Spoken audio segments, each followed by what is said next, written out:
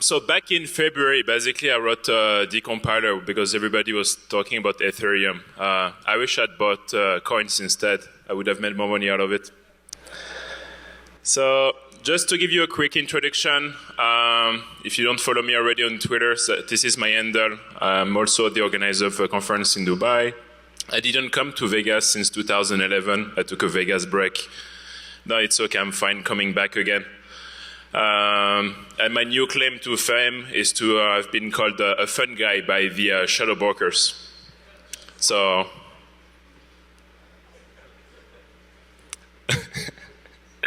so just so you know, I won't be talking about like what blockchain is, Merkle trees, and all those things. And so we're going to focus on smart contracts, how to decompile them as Windows reverse engineering. I thought it was interesting to analyze like the VM itself. And I'm also releasing a tool which is going to be open source, so I'm going to give the link at the end. And yeah, and of course like the tool is not perfect, so you're more than welcome to contribute and to give like a pull request. Just like a short overview of what we're going to be talking about today. We're going to be talking about the EVM, its memory management, how we can do like type discovery, which is important, especially with mainly like static analysis, but also if you're building a decompiler, obviously, how it can be used for like static and dynamic analysis, and the non-type of class of bugs that we know so far, and what to expect in the future. So, how many of you are familiar with Solidity? Please raise your hand.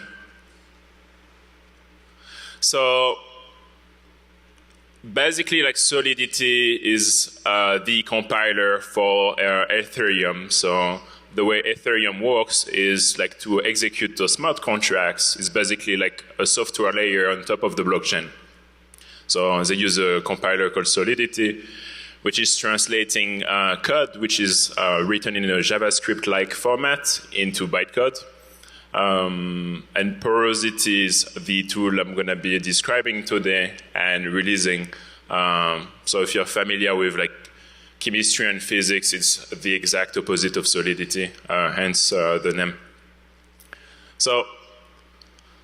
So far, like there is a lot of accounts on Ethereum. There's like millions of them, and if you look at the actual number of contract accounts, it's almost 1 million. Probably it's 1 million by now. But the actual number of verified contract is very small, and the definition of what's a verified contract is very obscure. But basically, it comes down to if the source code is provided. So when it comes down to reverse engineering, like usually don't care if you have the source or not, but it's interesting that since this software layer had been introduced with Ethereum, we see like a need for reverse engineering. And especially since Ethereum introduced that concept of ICO to leverage use cases for smart contracts, we have heard a lot of stories since the beginning of the month. I think here I'm mentioning like but I think like 3 different stories happened this month, including one with CoinDash, which is like the first one. Someone changed like the address where to receive the funds. And most recently, Parity, which is a project started by one of the key developers of Ethereum, had a vulnerability in one of their smart contracts, and 30 million got lost. And few days back, something happened with another ICO and 10 millions vanished. So that's basically what happened when you're like writing software to store money but don't have proper like security checks. It's more damaging than a blue screen of death. It's like a wallet of death. But so the EVM, so the Ethereum Virtual Machine, so for like each, like you have like 3 concepts, like account, contract, and blockchain, and pretty much like interchangeable. Even like personally to me, like the difference is like quite obscure, but I'm mainly like focused on the actual bytecode, which is stored on the actual blockchain. So a smart contract is basically a synonym, a more fancy word for bytecode, and it's stored inside the blockchain. It uses 160 bits addresses, and addresses correspond to an account. And one of the specificity also of the Ethereum Virtual Machine is that it uses like 256 bits registers. But they don't really have like registers like you would know in traditional infrastructures, like with x86, for instance. So they have like this concept of virtual stack. The more you look at it, the more you see like it was kind of like they're trying out different things. It's still like the outcome is still pretty good, but if you're gonna build like a virtual machine, a lot of the things are a bit shaky. So for those who are not familiar with Solidity, that's basically what it looks like. So on the left, that's a simple like coin contract. So it's very simple. Usually you have like few routines, you have like some storage memory, and even like the instructions themselves are like quite straightforward. You do like many like you store like an integer. You do subtraction, addition, and that's pretty much it. So like the level of complexity of a contract is very far away from the complexity of a kernel driver per se. Then you compile it using Solidity, and then you get like all that bytecode, which is gonna end up on the actual blockchain. And at the same time you compile, it also saves the interface, which is going to be used for like other like smart contracts to call that specific contract. So regarding the memory management, so you would have like 3 different types of memory that are like significant. So the first one is the stack that I was mentioning before.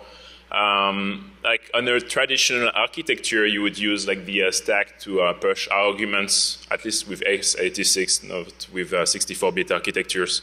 You would use like the stack to push arguments to a function. So here, you push arguments to opcodes.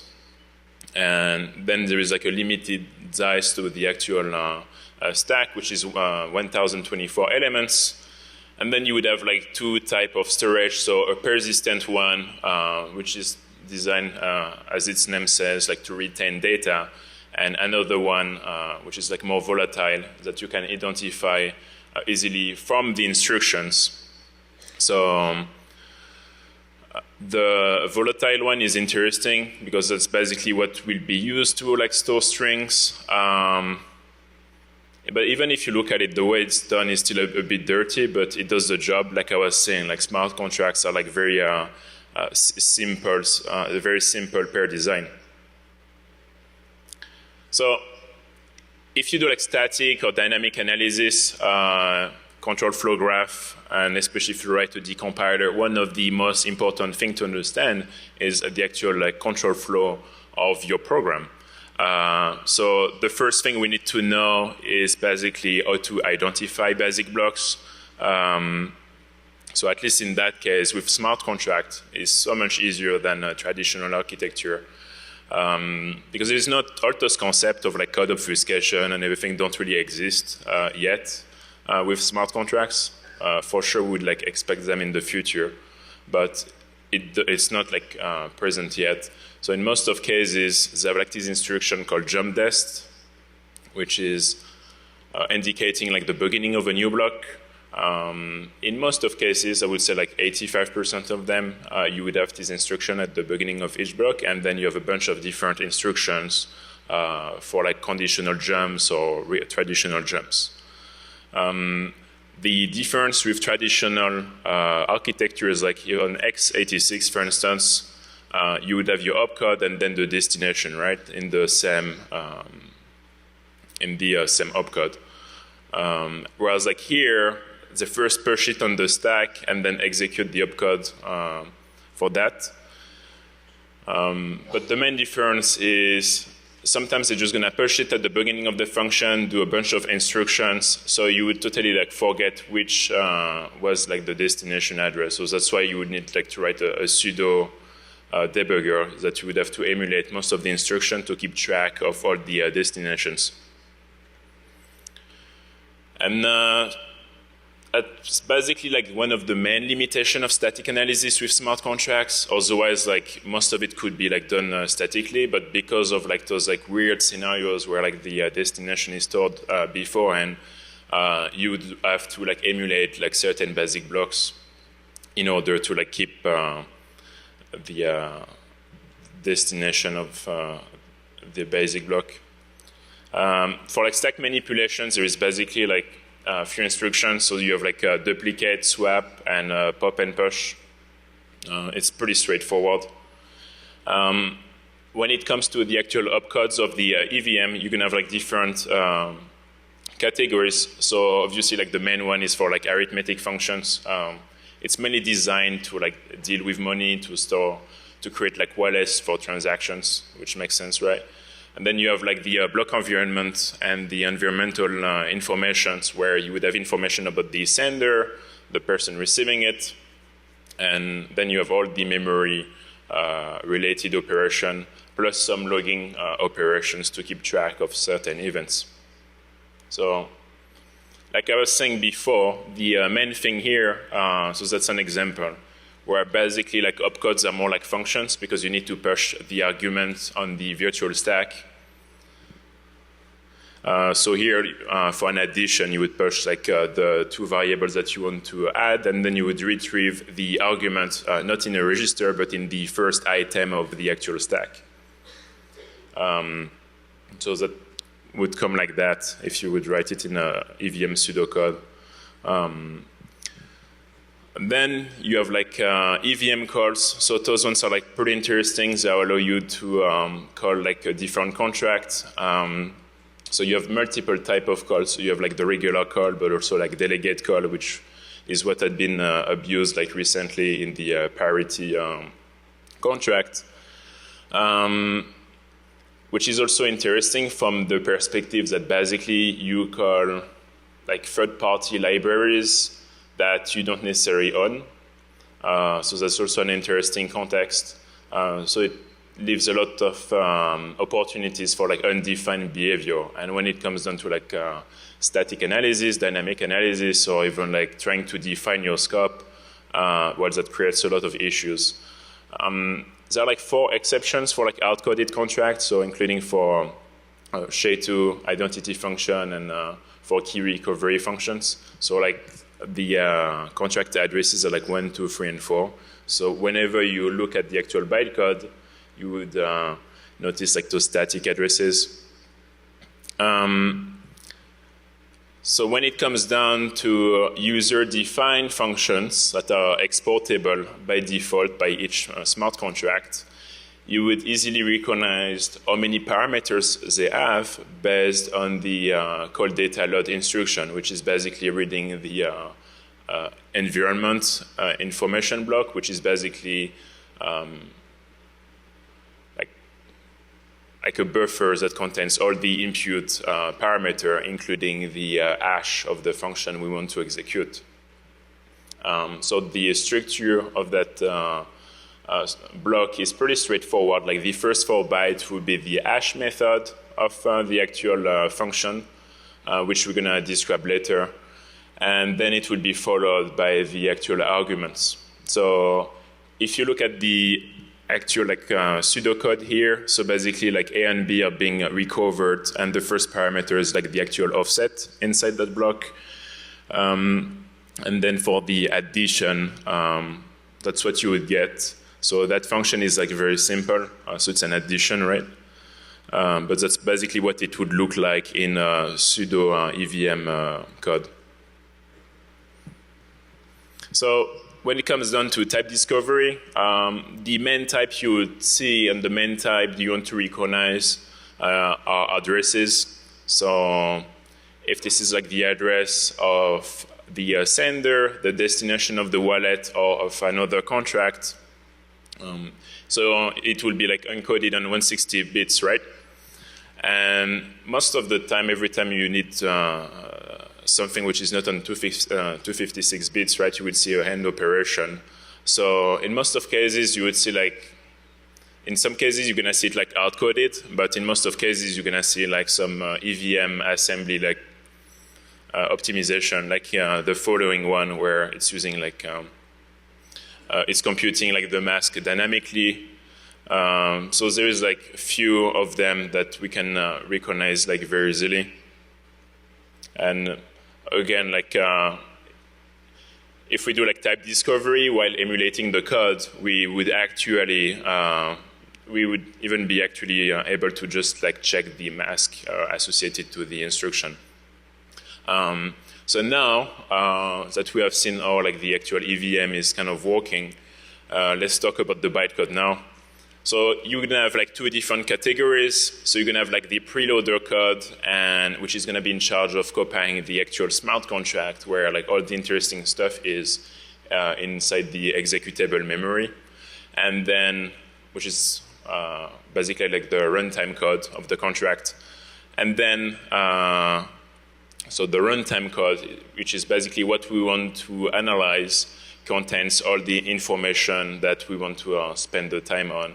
So it would contain the whole class, the whole contract, so each function, and which is basically like the what had been like produced by the Solidity compiler. So this is what the actual like preloader looks like. So there is an instruction called code copy, which is basically in charge of like taking the actual bytecode of the contracts that we need to put it inside the executable memory, so we can execute it after at the offset 0. And once we enter inside the actual smart contract, there is like a dispatcher which is in charge of splitting all the different functions. So the way it works is basically like a giant switch instruction.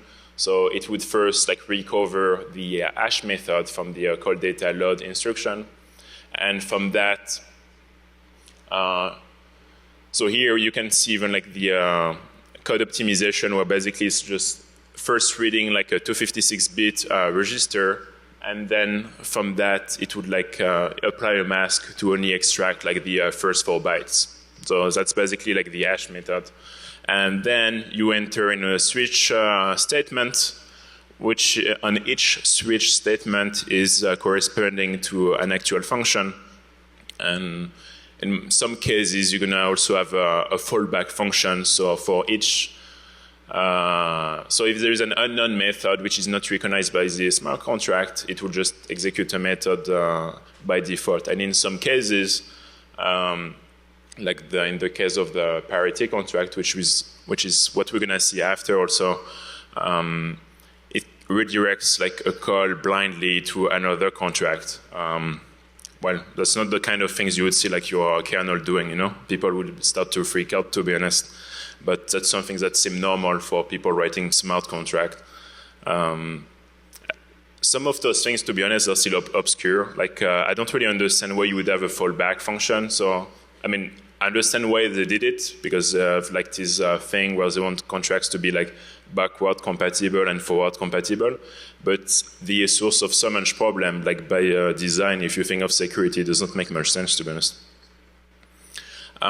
So function hashes, the way they're like computed, basically they just take like the function name and the parameter of each argument, and they just like stick them together and compute like the share-free of that input.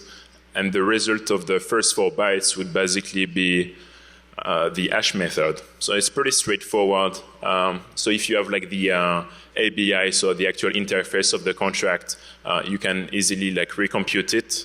But if you don't, from the actual like switch function, you can just like extract the actual like hash method from the runtime code, and you can create like a name on the fly, like you would do like with IDA, where you just give like a sub-function with the actual offset of the function when you don't have symbols. So like the ABI JSON file is like the equivalent of symbols for smart contracts. So here that's like the instruction I was mentioning, where they basically extract the 4 bytes. And then that's like the pseudocode for it. So here is like a comparison if you purely do like static control flow, like reconstruction, or if you try to emulate, so as you can see in some cases, you really need to emulate the code to keep track of all the actual like destination and pointers. So that would be like a simple contract where you would have like two functions,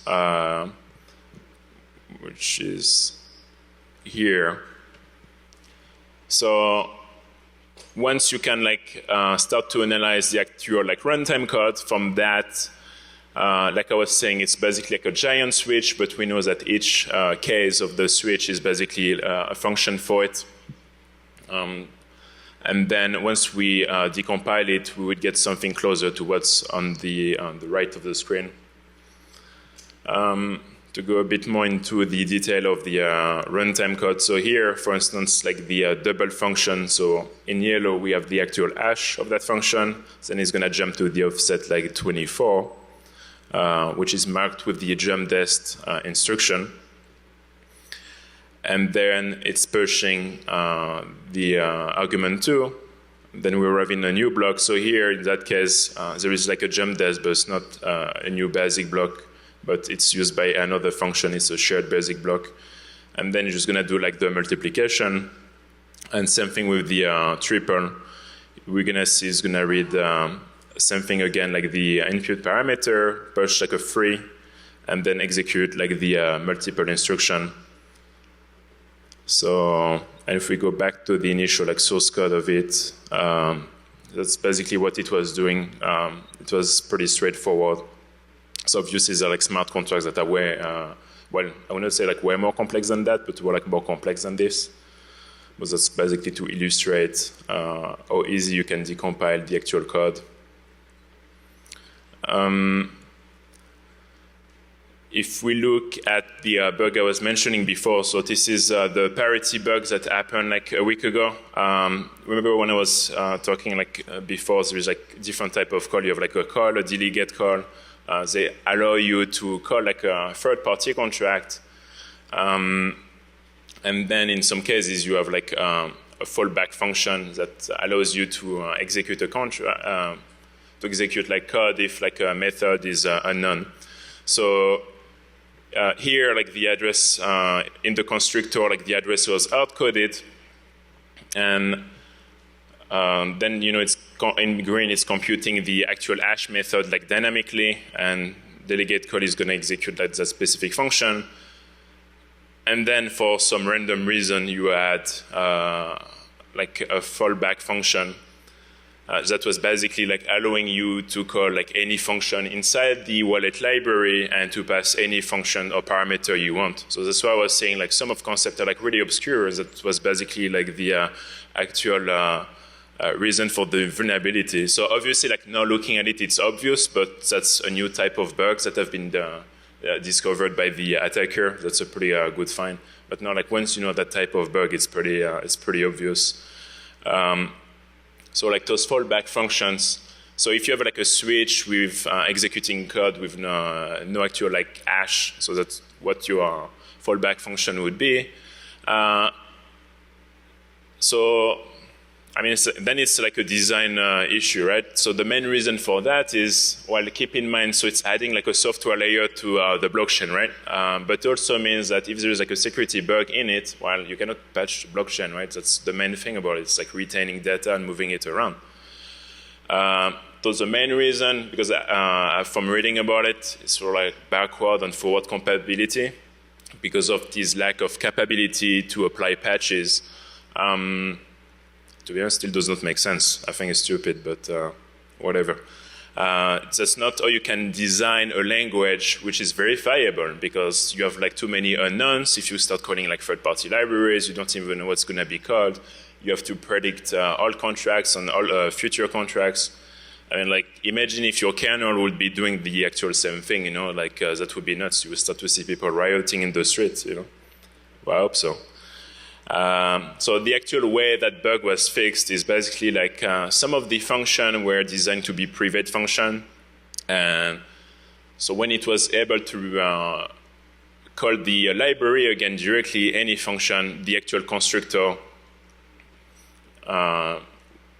or they could even like recall the actual constructor because it will not even check if it was initialized or not. So those are like the type of bug you would see like with smart contracts.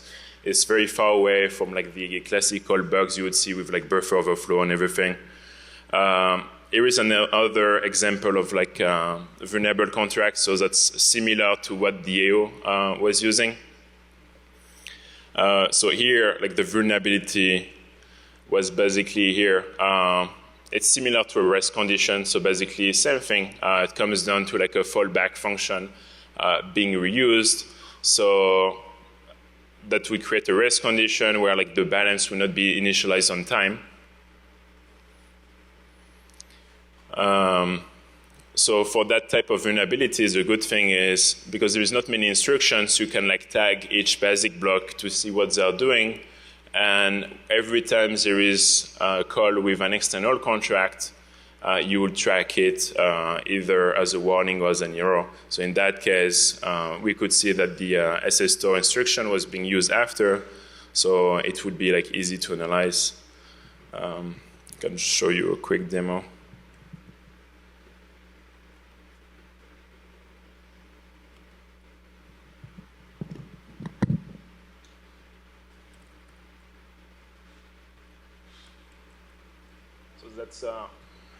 That's the actual like smart contract itself. So to call the tool, basically you can just like provide the you only need to provide like the actual like bytecode. If you have like the symbols or the ABI JSON file, you can just pass it, and then you just like run the tool to see.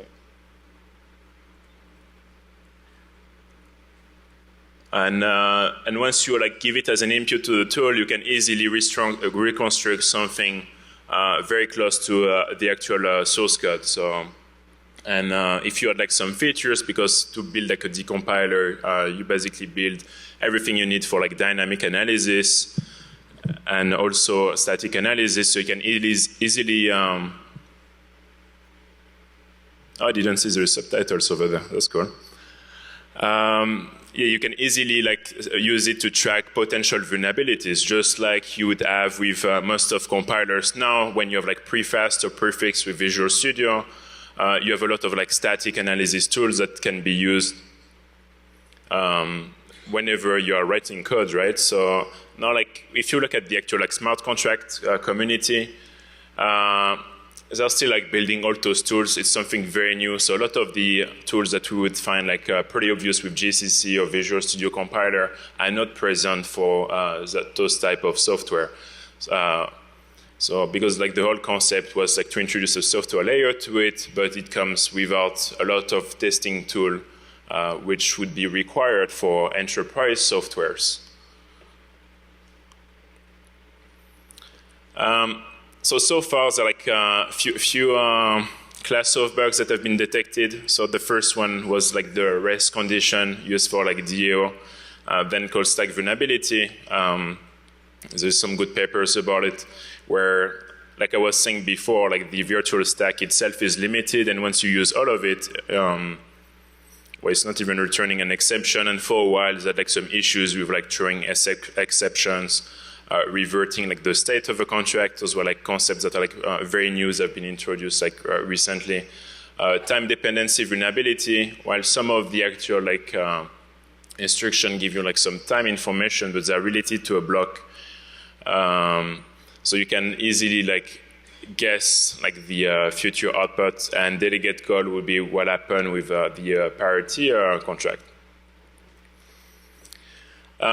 So there is a fork of Ethereum called Quorum, created by JP Morgan, which is pretty interesting because the main reason people were a bit worried also with Ethereum is basically if you're an enterprise, you cannot just have everything like written like transparently. So they introduced this privacy layer and permissions to smart contracts, which is pretty cool. Like the Quorum team is here, so I don't know if you guys want to stand up. I don't know if people are gonna see, but that's a pretty cool project. We see a lot of stuff happening around like Ethereum, which is pretty cool. And this week, like Quorum just released a bundle to integrate like Porosity to check like nodes inside the actual network. So that's pretty cool too. And like I was saying, the main thing which is a bit worrying, and what we hear like so many like stories about the ICO's hack, and for sure why we're gonna see more of those stories like over the summer, is mainly because there is no proper like testing tools for that new like software layer, which is pretty nuts, you know. You guys have seen how long it took for like traditional software to get like proper security tools to be tested, even like SDL stuff, like those type of like high-level framework. While with smart contracts, it's pretty much ground zero. I've never heard of it in most of cases. That's why there's like a need for like such tools. So here is like some screenshot of the Quorum and Porosity integration. So then it can be integrated in the actual workflow, which is pretty good, at least to think of integrating tools like that in the actual workflow. It was very fast for the Quorum team to do the integration.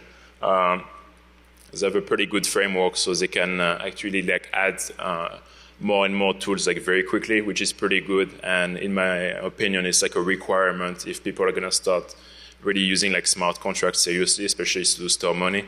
Again, like if you write a smart contract, most of the time you use it to store money, right? Not to browse YouTube and watch cat videos.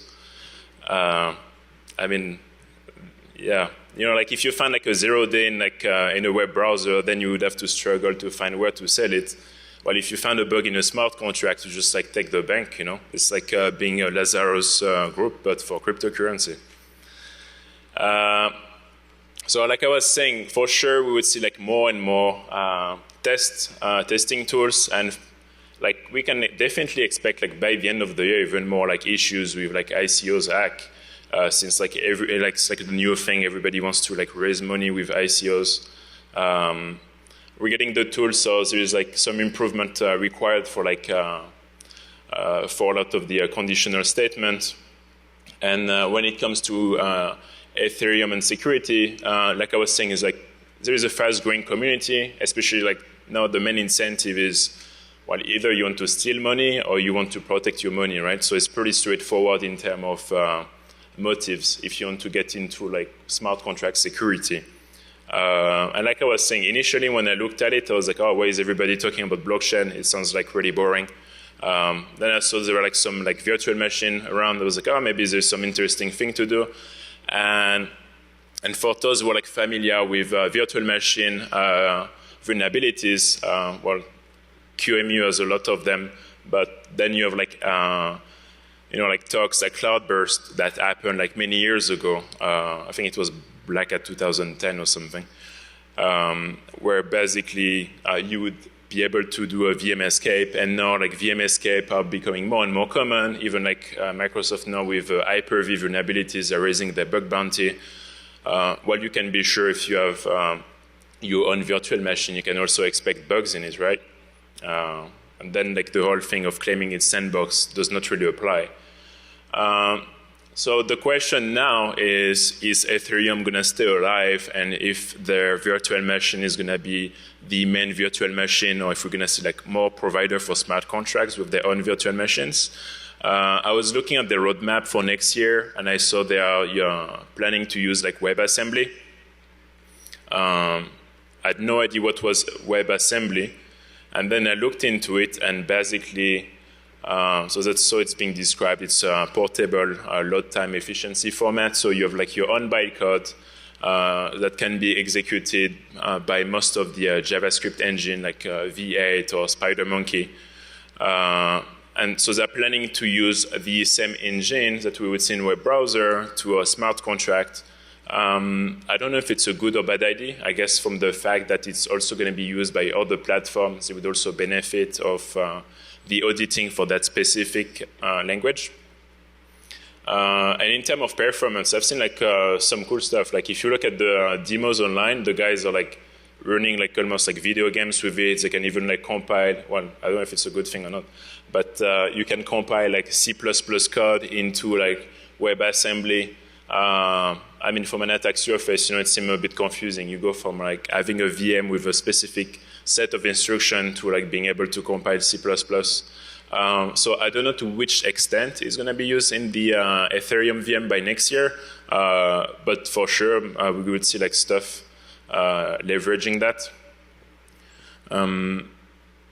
So there's some people I wanted to thank who helped me like during the paper. So including like the DEF CON review board, because initially I was just sending a decompiler. I was like, but can we use it for security? I was like, well, obviously it's a decompiler, so you can do anything.